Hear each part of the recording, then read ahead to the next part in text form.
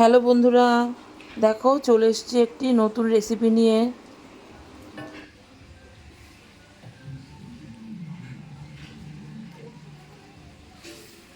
বসিয়ে দিয়েছি কড়াই, এবার দিয়ে দেবো তেল। তেলটা গরম হয়ে গেছে, দিয়ে দেবো এবার আমি এর মধ্যে আলু একটু বড় বড় সাইজ করে কেটে নিয়েছি।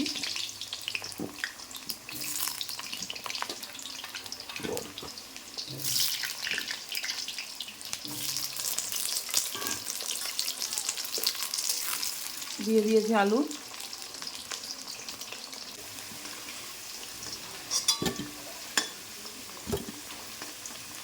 এই আলু ভাজার তেলে দিয়ে দেবো চিকেন।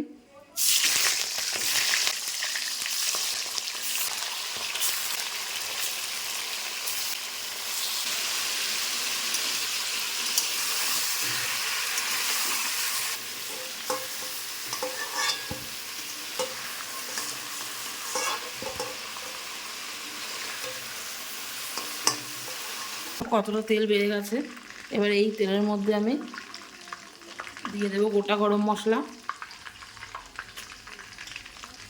আর দিয়ে দেবো সাদা জিরে। এবার আমি দিয়ে রাখবো চপ করে কেটে রাখা পেঁয়াজ। এটাকে এবার আস্তে আস্তে ভালো করে ভেজে নিতে হবে।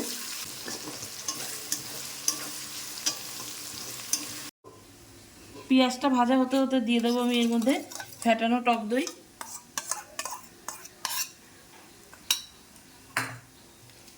দিয়ে দেবো কাশ্মীরি লঙ্কার গুঁড়ো আর দিয়ে দেবো গোলমরিচের গুঁড়ো, দিয়ে দেবো 1.5 চা চামচ জিরের গুঁড়ো। এবার আমি এগুলোকে পুরো মাখিয়ে নেব।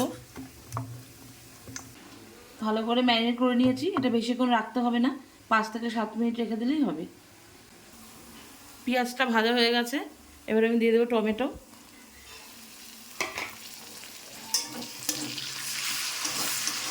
দিয়ে দেবো আদা রসুন পেস্ট আর লঙ্কার পেস্ট একসাথে আমি বেটে রেখেছিলাম।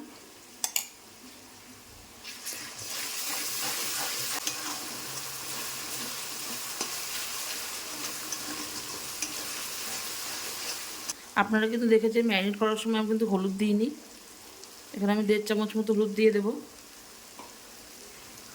আর নুনটাও কিন্তু ম্যারিনেট করার সময় দেওয়া হয়নি, এখন আমি দিয়ে দেবো নুনটা।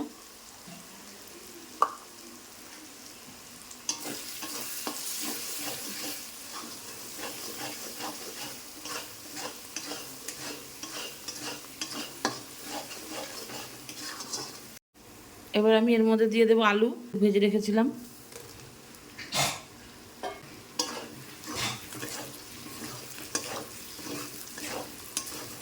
এবার আমি চিকেনগুলো দিয়ে দেবো, ম্যারিনেশন করে রেখেছিলাম যে।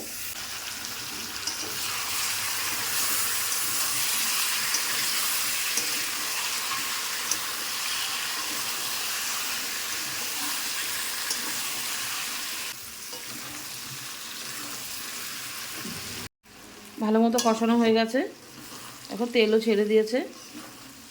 এবার আমি দিয়ে দেবো এর মধ্যে জল। জলটা আমি একটু গরম করে নিয়েছি।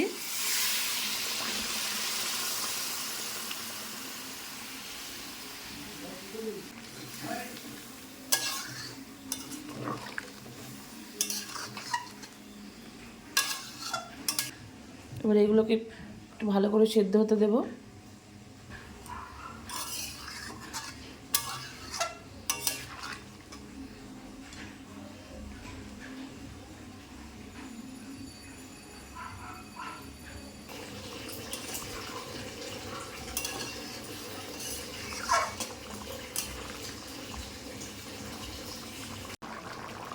দেখো এটা আমার হয়ে এসেছে,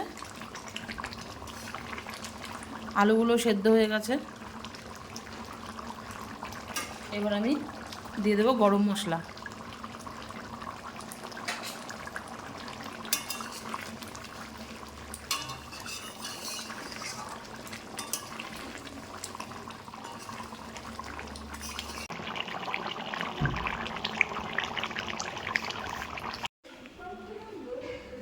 ওগুলো নামিয়ে নেব।